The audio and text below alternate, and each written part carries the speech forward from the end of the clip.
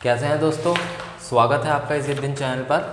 आज हम compound interest के क्वेश्चन लेकर आए हैं। सबसे पहले हम कंपाउंड इंटरेस्ट के बारे में पढ़ेंगे कि कंपाउंड इंटरेस्ट और सिंपल इंटरेस्ट में अंतर क्या है, यानी कि सिंपल इंटरेस्ट यानी कि साधारण ब्याज और कंपाउंड इंटरेस्ट यानी कि चक्रवृद्धि ब्याज में क्या अंतर है। ठीक है, ये देखते हैं। अच्छा, अगर मैं आपको एक SI की बात करूँ, यहाँ पे SI लिख देता हूँ सिंपल इंटरेस्ट, और यहाँ CI लिख देता हूँ। ठीक है, तो इनमें मेन अंतर क्या है। अगर मैं आपसे एक सिंपल सी बात कहूँ कि कोई भी हमारे पास मूलधन था, मान लीजिए यहाँ मैंने मूलधन लिख दिया P 1000 रुपये था। ठीक है, और रेट मैंने लिख दिया यहाँ पे 10%। ठीक है, और टाइम लिख दिया मैंने 2 ईयर। ठीक है, यानी भी कि कोई भी मूलधन जो है या कोई भी राशि को उधार दिया गया, 1000 रुपये राशि को उधार दिया गया 10% वार्षिक साधारण ब्याज की दर से भी और चक्रवृद्धि ब्याज की दर से भी रहेगा। 10% वार्षिक ही यानी कि 1 वर्ष का। ये जो परसेंटेज देते हैं ये हमेशा 1 वर्ष का देते हैं। ठीक है, और 2 साल बाद मुझे सारा पैसा चाहिए, 2 साल के लिए दिया। ठीक है, मुझे ब्याज भी चाहिए और सारा पैसा चाहिए। तो कंपाउंड इंटरेस्ट में कैसे लगेगा वो, और सिंपल इंटरेस्ट में क्या लगेगा, और क्या ज़्यादा होता है, ये सब चीज़ें देखते हैं। देखिए, सिंपल इंटरेस्ट में तो आराम से अगर हमें सिंपल इंटरेस्ट यहाँ पे निकालना है तो आपको पता है कि रेट 1 साल का 10% है, तो 2 साल का कितना होगा 20%। ठीक है ना, तो 1000 का 20% निकाल दो, 1000 का 20%। ठीक है, तो ये आपका कितना हो जाएगा, ये हो जाएगा आपका 200। यहाँ सिंपल इंटरेस्ट आपका कितना हो गया, 200 रुपये हो गया। ठीक है, अब मैं कंपाउंड इंटरेस्ट की बात करूँ तो कंपाउंड इंटरेस्ट और इसमें ये अंतर है कि सिंपल इंटरेस्ट हर साल एक रहता है। ठीक है, यानी कि अगर मैं यहाँ पे देखिए आप, अगर मैं यहाँ पे 1000 रुपये लिखता हूँ, ये 1000 आपका मूलधन था। ठीक है, इस पे जो है ब्याज लग रहा है। ब्याज देखिए किस तरीके से लग रहा है। यदि 10% का ब्याज लगा, 10% का ब्याज लगा, तो ये आपका कितना हो गया, यहाँ पे 10% का ब्याज लगने की वजह से 100 रुपये हो गया। ठीक है, ये तो पहले साल में था। ठीक है, अब सिंपल इंटरेस्ट आपका 100 रुपये रहा, और यहाँ पे कंपाउंड इंटरेस्ट भी पहले साल के लिए 100 ही रहा। अब जब दूसरे साल पे आए तो वहाँ भी 1000 पे 10% लग रहा है, तो 10% लगा। ठीक है, तो यहाँ 100 रुपये हो गया। ये तो केस हो गया आपका सिंपल इंटरेस्ट का। ये सिंपल इंटरेस्ट यहाँ पर दोनों साल का 100, पहले साल 100 और दूसरे साल 100, 100 और 100 200 रुपये हो गए। ठीक है, लेकिन जब कंपाउंड इंटरेस्ट आता है तब आपका पिछले वाले ब्याज पर भी ब्याज लगता है। ठीक है, यानी कि जब आप दूसरे साल पर हैं, यहाँ 100 रुपये आपने ले लिए 1000 से, लेकिन जो पिछले वाला आपका ब्याज था 100 रुपये, इस पे भी 10% ब्याज लगेगा, यानी कि ब्याज पे ब्याज लग रहा है। तो ये 100 का 10% आपका कितना हुआ, 10। ठीक है, तो ये टोटल 2 साल का आपका कंपाउंड इंटरेस्ट हुआ, कितना हुआ, ये सब मिला के, ये सब जोड़ के कितना होगा, 100, 100, 200 प्लस 10, 210। ठीक है, ये बात समझ में आई दोस्तों। यानी कि सिंपल इंटरेस्ट और कंपाउंड इंटरेस्ट में सिर्फ ये अंतर है कि सिंपल इंटरेस्ट हर साल बराबर होता है। ये जो 100 रुपये दे रहा है सिंपल इंटरेस्ट, ये तो 2 साल का 200 रुपये है, हर साल 100, 100, 100, 100 रहेगा। ठीक है, लेकिन कंपाउंड इंटरेस्ट दोस्तों ऐसा नहीं है। कंपाउंड इंटरेस्ट में हर साल जो है पिछले वाले ब्याज पर ब्याज लगता है।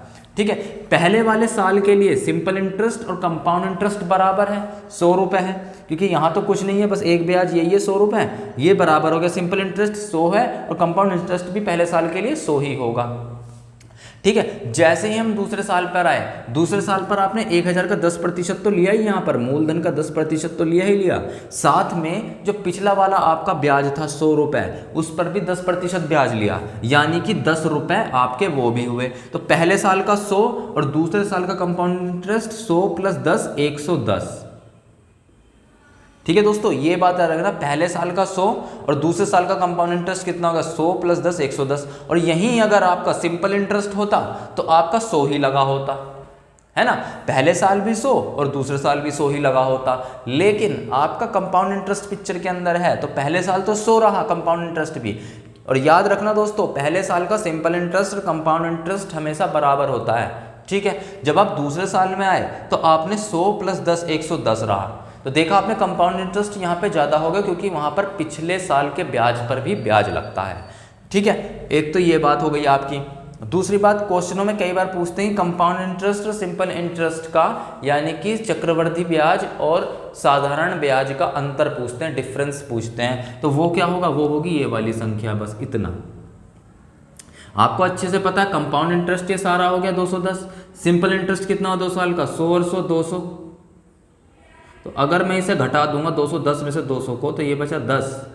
तो ये जो आपका 10 रहा, यही तो आपका है CI माइनस SI, ये आपका शो करता है। और ये क्वेश्चंस में पूछा जाता है कि अंतर बताइए कंपाउंड इंटरेस्ट तथा सिंपल इंटरेस्ट में, है ना। तो ये वो चीज़ है दोस्तों, ठीक है। आपकी क्लियर हो गई होगी बात कि कंपाउंड इंटरेस्ट ब्याज पर भी ब्याज वाला होता है और ये सिंपल इंटरेस्ट से कुछ ज़्यादा हो जाता है।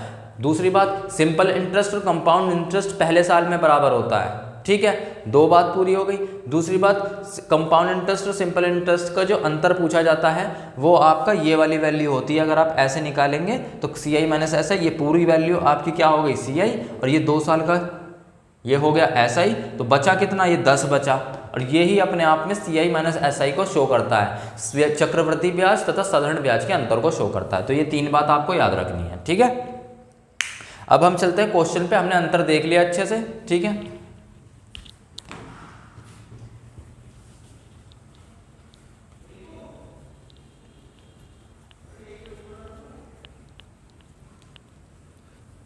चलिए दोस्तों, अब आगे चलते हैं और क्वेश्चंस को देखते हैं, और क्वेश्चंस को कितनी आसानी के साथ करेंगे। अच्छा, एक चीज़ और है, कंपाउंड इंटरेस्ट जब आपका पिक्चर में आया है तो कंपाउंड रेशो भी पिक्चर में आ गया।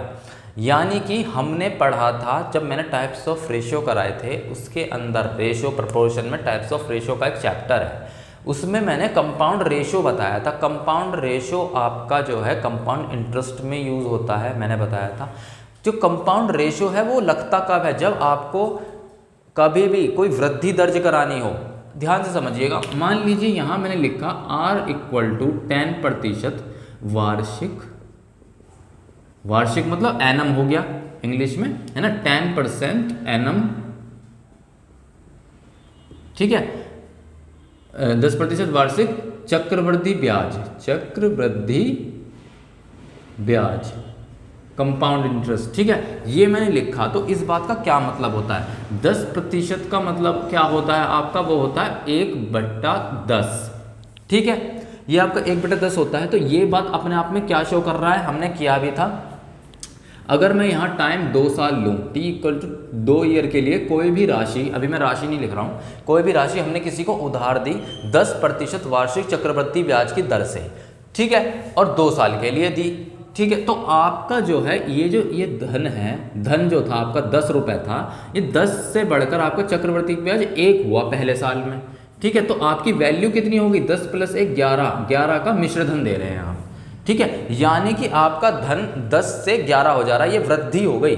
देखिए यहाँ पे ये जो धन है आपका 10 से 11 हो रहा है, ये एक तरीके से प्रिंसिपल और आपका जो अमाउंट, जो मूलधन और मिश्रधन का अनुपात भी शो कर रहा है, 10:11, ठीक है। तो अगर आपका कंपाउंड इंटरेस्ट में होता है, अगर फर्स्ट ईयर में, ये आपका पहला साल का ही तो था, 10% वार्षिक था, तो अगर फर्स्ट ईयर में आपका 10 और 11 बढ़ रहा है, तो कंपाउंड इंटरेस्ट के अंदर ये है कि सेकेंड ईयर में भी अगर आपका रेट सेम वही है तो 10 से 11 ही बढ़ेगा, ठीक है। तो ये वृद्धि बता रहा है 10 से 11। और यदि आप ये बताना चाह रहे हैं कि आपका कभी भी कंपाउंड रेशो कब आता है आपका पिक्चर में, तब आता है जब आपका कभी भी प्रारंभिक वैल्यू तथा अंतिम वैल्यू निकालनी हो।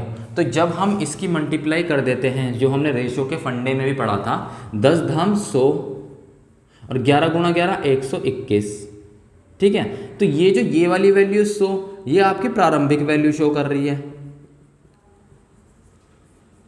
और प्रारंभिक वैल्यू अपने आप में क्या है, मूलधन ही तो है, जो शुरुआत में पैसा दिया, मूलधन, ठीक है। और ये जो आपका 121 है, ये क्या शो कर रहा है अपने आप में ही, मिश्रधन शो कर रहा है, ठीक है। और अगर मैं इनका अंतर कर दूं दोस्तों, मिश्रधन माइनस मूलधन, तो वो आपका CI दे रहा है, चक्रवृद्धि ब्याज दे रहा है, कितने का, 21 रुपये का।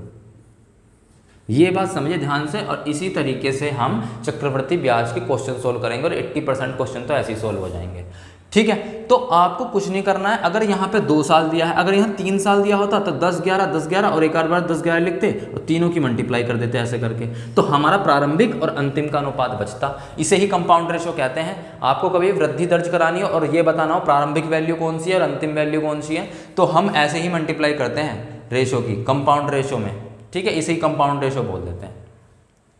और कंपाउंड इंटरेस्ट में तो कंपाउंड रेशो लगना ही लगना है ना। तो आपका ये आ गया। अब मैं आपके और क्लियर हो जाएगा क्वेश्चंस जब मैं कराऊंगा ना, तो देखना इतनी आसानी के साथ क्वेश्चंस करेंगे आप दोस्तों, ठीक है। एकदम शॉर्ट ट्रिक से, मेथड से, और सारे क्वेश्चन भी होंगे।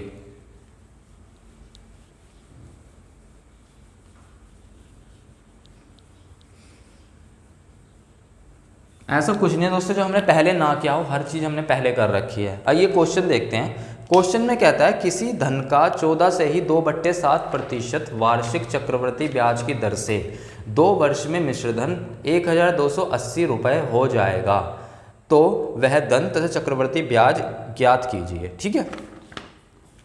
आपको रेट, सारा क्वेश्चन रेट से निकल जाएगा। आपको रेट कितना दिया है, 14 से ही 2/7% दिया है, ठीक है। आपने मेरे क्या नाम है, परसेंटेज का अगर पहला पार्ट देखे ना, सबसे पहला लेक्चर है मेरा परसेंटेज का पहला, तो उसमें मैंने एक टेबल बना रखी है, वो जरूर देखिए, ठीक है। उसमें जो है परसेंटेज की भिन्नात्मक वैल्यू क्या होती है और जो मैक्सिमम पूछी जाती हैं प्रीवियस ईयर क्वेश्चंस में, वो मैंने करवा रखी है। तो 14 से ही 2/7% देख के बच्चे घबरा जाएंगे जिनको नहीं पता है वो वैल्यू, और जिन्होंने मेरा पहला लेक्चर देखा उन्हें पता है 14 से ही 2/7% की वैल्यू होती है 1/7, है ना।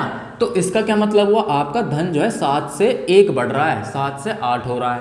तो यहाँ पर आपका अमाउंट यानी कि प्रिंसिपल और मिश्र धन यानी कि अमाउंट का अनुपात निकल रहा है। कैसे, अगर आपका प्रिंसिपल 7 है फर्स्ट ईयर में, ठीक है, तो आपका अमाउंट कितना हो जाएगा, 7 और 1 8 हो जाएगा। आपको पता है amount equal to principal plus CI या फिर कोई भी इंटरेस्ट होगा, तो 7 + 1 8 आपका अमाउंट हो गया, ठीक है। आपको टाइम कितना दिया है, यहाँ पर टाइम दिया है 2 साल के लिए, ठीक है। और बता रहा है मिश्र धन की वैल्यू दे रखी है, आपको अमाउंट की ही वैल्यू दे रखी है, कितनी, 1280 रुपये, ठीक है। अब आपका 2 साल दिया, तो दूसरे साल भी आपका यही इसी रेट से बढ़ेगा। यही चक्रवर्ती ब्याज है, यही कंपाउंड रेशो अपने आप में कहता है, यही कंपाउंड इंटरेस्ट अपने आप में कहता है कि जितना मैं पहले साल बढ़ूंगा उतना ही मैं दूसरे साल बढ़ूंगा, और अगर 3 साल है तो उतना ही मैं तीसरे साल बढ़ूंगा, ठीक है। तो आपका दूसरे साल भी आपका यही इसी तरीके से बढ़ेगा, 7 से 8 हो जाएगा, ठीक है। ये रेट से बढ़ेगा। तो अब आप कंपाउंड रेशो, प्रारंभिक वैल्यू और अंतिम वैल्यू कैसे निकालेंगे, मल्टीप्लाई कर दीजिए, 7 7 = 49 अनुपात 8 8 = 64, ठीक है। ये हो गया आपका। अब इसके अंदर क्या कराया आपको, ये प्रिंसिपल है, ये अमाउंट है, ये मूलधन है, ये आपका मिश्र धन है। इस 64 की वैल्यू आपको दोस्तों दे रखी है, अमाउंट की वैल्यू कितनी दे रखी है, 1280 रुपये। ये कितने गुने ज़्यादा है, 20 गुने ज़्यादा है दोस्तों। तो आपसे क्या क्या पूछा है इसने पूछा है प्रिंसिपल, धन को प्रिंसिपल बोलेंगे, और चक्रवर्ती ब्याज यानी कि कंपाउंड इंटरेस्ट पूछा है, ठीक है। धन तो ये रहा आपका, प्रिंसिपल तो ये रहा, चक्रवर्ती ब्याज क्या होगा, इनका अंतर होगा। इनका अंतर क्या है, 14 में से 9 गए 5, 5 में से 4 गए 1, है ना, 15 इसका अंतर होगा। ये आपका CI आ गया। तो जो आपका मिश्रधन जब 20 गुने ज़्यादा निकला है, तो आपका प्रिंसिपल भी 20 गुने ज़्यादा होगा। तो 49 दूनी 98, यानी कि 980 रुपये तो आपका प्रिंसिपल हो गया, ठीक है। और जो आपका ये हुआ चक्रवर्ती ब्याज, ये भी आपका 20 गुने ज़्यादा होगा, तो 300 रुपये आपका चक्रवर्ती ब्याज हो गया। तो 980 रुपये प्रिंसिपल और 300 रुपये चक्रवर्ती ब्याज। इस तरीके से क्वेश्चन करना है दोस्तों। आपको रेट से ही सब कुछ दे रखा है, 14 से ही 2/7% का मतलब 1/7, 1/7 का मतलब ये नीचे वाली चीज़ हमेशा मैंने आपको बताई है कि प्रारंभिक वैल्यू प्रिंसिपल को शो करता है। तो इस 7 जो है आपका प्रिंसिपल, और 7 और 1 8 आपका जो है अमाउंट होगा। और कंपाउंड रेशो या कंपाउंड इंटरेस्ट में हर साल इसी रेट से पैसा बढ़ेगा। तो आपका जब पहले साल 7 से बढ़कर 8 हुआ है, तो दूसरे साल भी 7 से बढ़कर 8 होगा। तो हो गया कितना, 7 7 49 और 8 8 64, ठीक है। ये हो गया आपका। अब आपको क्या करना है, इस 64 की वैल्यू जो आपका अमाउंट आया, जो अंतिम वैल्यू है, अंतिम वैल्यू अपने आप में मिश्रधन हो गया, है ना। तो जो मिश्रधन की वैल्यू है ये आपको 1280 दे रखा है, कितने गुने ज़्यादा, 20 गुने ज़्यादा। तो आपको क्या करना है, आपको ये प्रिंसिपल निकाल देना है और आपको कंपाउंड इंटरेस्ट निकाल देना है, ठीक है। चलिए दोस्तों आगे चलते हैं, और क्वेश्चन देखेंगे इसी तरीके के। और दोस्तों मेरा परसेंटेज वाला जो पहला लेक्चर है जिसमें मैंने आपको भिन्नात्मक वैल्यू टेबल की बता रखी है वो जरूर कर लें।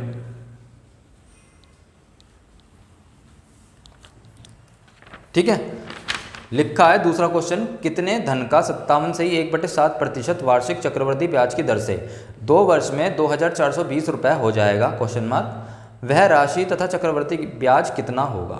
ठीक है, अब क्या रेट दिया आपको, सारा काम रेट से करना है, 57 से ही 1/7%। अगर आपने मेरी प्रिंसिपल की वीडियो देखी होगी तो उसमें पता है आपको 57 से 1/7% क्या होता है, 4/7 की वैल्यू होती है। यानी कि अगर आपका धन पहले साल में 7 है तो 7 से बढ़ के 7 + 4 11 हो जाएगा।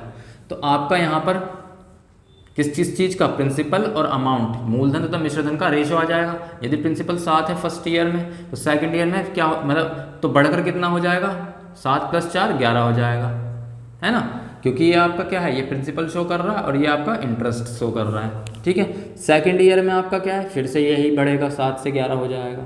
ठीक है, तो प्रारंभिक और अंतिम वैल्यू निकाल लो, कैसे, 7 × 7 = 49 अनुपात 11 × 11 121। ठीक है, इन्होंने किस चीज़ की वैल्यू दी है आपको, t = 2 ईयर दिए हैं, तभी तो 2 साल के लिए निकाला है दोस्तों। और क्या दिया है आपको जो है अमाउंट की वैल्यू, मिश्रधन की वैल्यू दी है 2420 रुपये, है ना।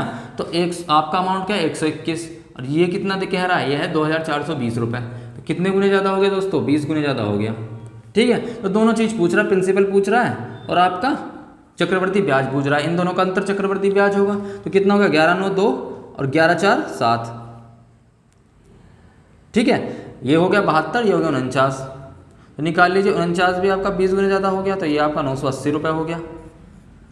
ठीक है, और ये 72 भी आपका 20 गुने ज़्यादा हो गया, तो ये कितना हुआ, ये 1440 रुपये हो गया आपका। ठीक है, तो क्या क्या आ गया आपका, एक तो आपका यहाँ से मूलधन निकल गया 980 रुपये और 1440 रुपये कंपाउंड है, बिल्कुल वही तरीका, कुछ भी नहीं। आगे चलते हैं।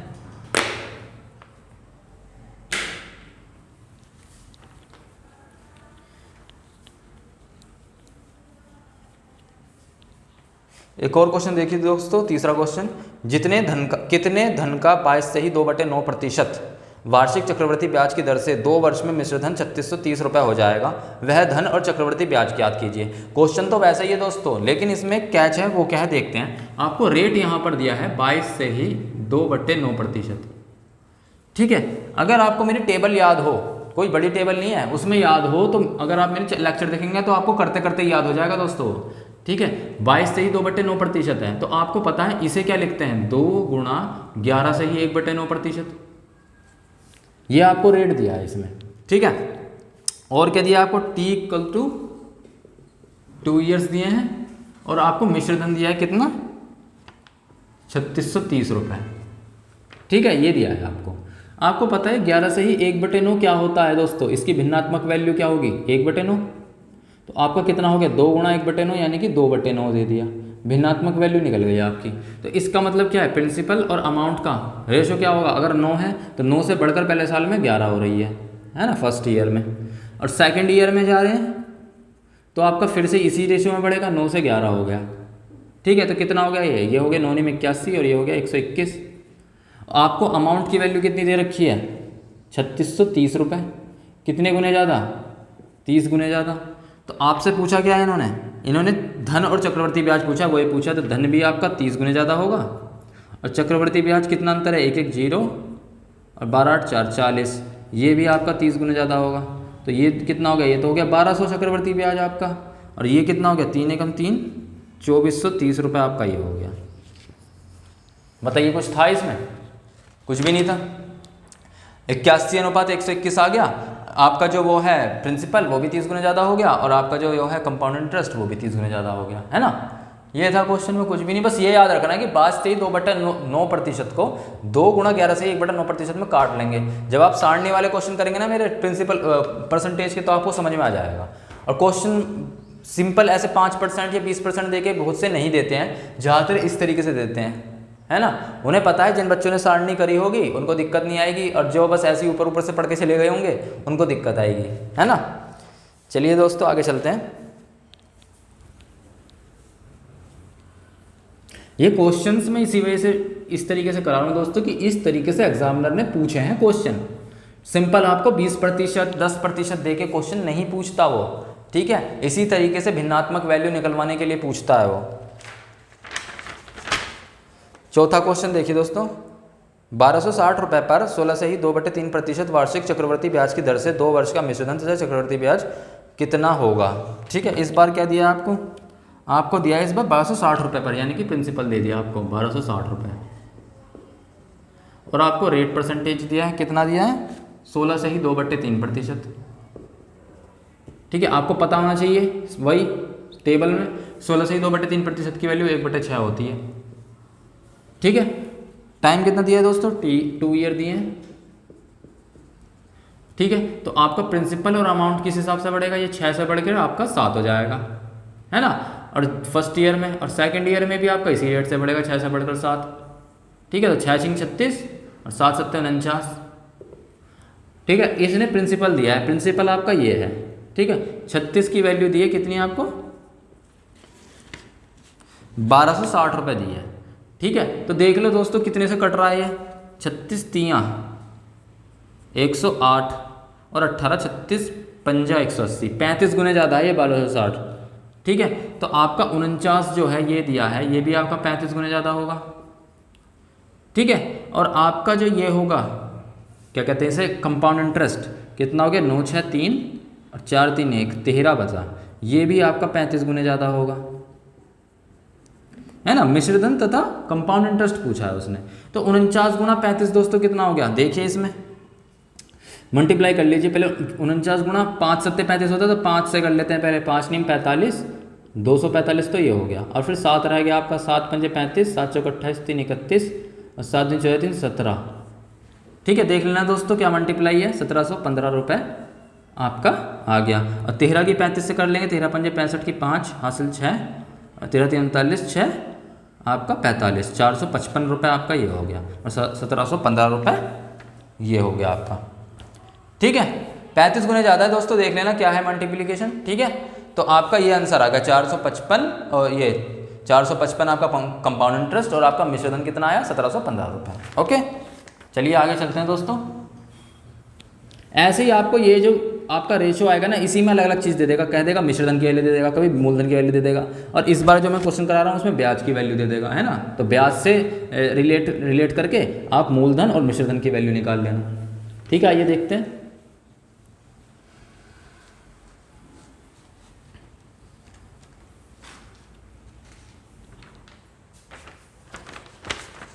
कितनी राशि 15% वार्षिक चक्रवर्ती ब्याज की दर से 2 वर्ष में 1290 रुपये का ब्याज देगा, वह राशि कितनी होगी, मिश्रधन भी बताइए, ये पूछ रहा है, ठीक है। आपको रेट दिया है, कितना दिया है रेट दोस्तों, 15%, टाइम दिया है कितना दोस्तों, 2 ईयर, और आपको CI दे दिया इस बार, CI कितना दिया है, 1290, ठीक है। 15% क्या होता है, 15/100 होता है, 15/100 को क्या कर सकते हैं, 5 × 3 = 15, 5 × 20, 3/20 लिख सकते हैं, यह आपका आ गया रेशो। तो आपको पता है आपका प्रिंसिपल और अमाउंट किस रेशो में बढ़ेगा, अगर प्रिंसिपल 20 है तो अमाउंट 20 + 3 = 23 हो जाएगा फर्स्ट ईयर में। सेकंड ईयर में दोस्तों क्या होगा, अगर प्रिंसिपल इसी रेशो से 20 है तो 23 हो जाएगा, ठीक है। कर लीजिए गुणा, प्रारंभिक और अंतिम निकालने के लिए 20 × 20 400 और 23 × 23 529, ठीक है। स्क्वायर दोस्तों आपको पता होनी चाहिए कम से कम 30 तक, तो ठीक है। 400 और 529 आपका ये हो गया, इसका अंतर देखा हमने 129 आ रहा है, ठीक है। इसी 129 की वैल्यू दोस्तों दे रखी है, कितनी दे रखी है, 1290 रुपये, कितने गुने ज़्यादा हो गया, 10 गुने ज़्यादा। तो ये कितना होगा, ये भी 10 गुने ज़्यादा होगा प्रिंसिपल आपका, तो प्रिंसिपल हो गया 4000, और ये आपका अंतिम है, ये आपका अमाउंट है, ये भी 10 गुने ज़्यादा होगा, कितना हो गया, 5290 रुपये, दोनों आ गए 4000 और 5290 रुपये आपका इंटरेस्ट आ गया, ठीक है दोस्तों। ये क्वेश्चन कराने का पीछे मेरा एक ही मकसद है कि आप अच्छे से इनकी प्रैक्टिस कर लें दोस्तों, कि अगर इस तरीके से क्वेश्चन आए तो कैसे करना है आपको, ठीक है। बहुत ज़रूरी है दोस्तों इस तरीके के क्वेश्चनों को सोल्व करना, ठीक है। और आपकी जो है इस तरीके से क्वेश्चन सोल्व करेंगे तो आपको 50, 60, 70% क्वेश्चन तो वैसे ही हो जाने हैं, ठीक है। आगे हम और तरीके के क्वेश्चन लेके आएंगे, जब 1.5 वर्ष 2.5 वर्ष इस तरीके के क्वेश्चन आएंगे तब कैसे करना है, ठीक है। तब तक के लिए मैं चलता हूँ। मेरा चैनल पसंद आए तो प्लीज़ लाइक कीजिए, सब्सक्राइब कीजिए, बहुत प्यार दीजिए, बहुत बहुत धन्यवाद।